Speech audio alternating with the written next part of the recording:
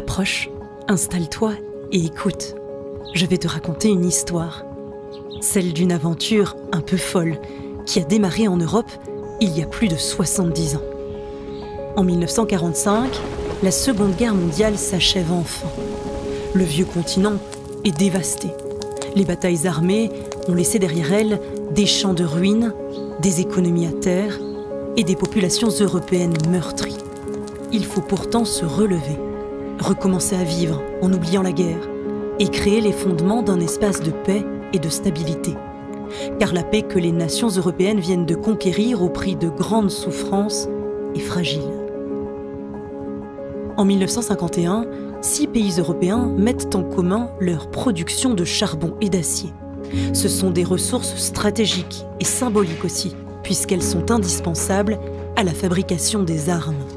Ces pays posent ainsi les premières pierres d'une fédération européenne garante, croit-il, d'une paix durable en Europe.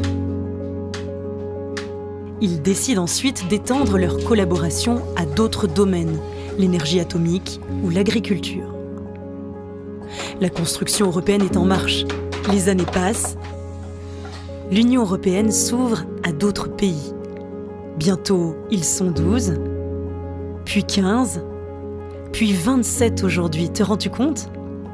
D'autres pays désirent même encore la rejoindre. En 1968, les barrières douanières tombent. Les marchandises transitent librement d'un pays membre à un autre. En 1992, c'est au tour des citoyens européens de pouvoir traverser les frontières sans contrainte. Pour aller plus loin, en 2002, on décide de créer une monnaie unique. C'est l'apparition de l'euro.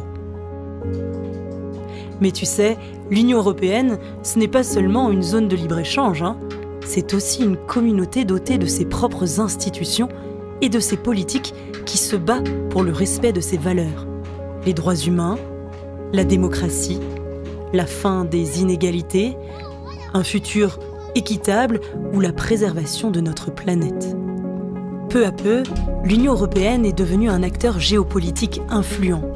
Ces valeurs sont aujourd'hui partagées par d'autres pays amis. Madagascar en fait partie. Depuis plus de 60 ans, elle est liée à l'Union européenne dans le cadre d'accords de partenariat politique, économique et de développement. Tous deux ont de nombreux intérêts communs. Ensemble et avec d'autres, ils peuvent contribuer à réduire la pauvreté sur la Grande Île, créer des emplois, améliorer les services de santé et le système éducatif, construire des routes et des barrages, soutenir la démocratie. Ils ont aussi des défis globaux à relever ensemble, tels que le changement climatique, la sécurité maritime et bien d'autres encore. L'histoire de l'Union européenne est belle et ambitieuse. Elle n'est pas terminée. Plein de choses restent à faire. Ces idéaux de paix et de justice sont fragiles, tu le sais. D'autres puissances dans le monde s'y opposent. Toi qui es jeune, reprends le rêve. Relève les défis d'aujourd'hui. Tu peux construire l'Europe de demain.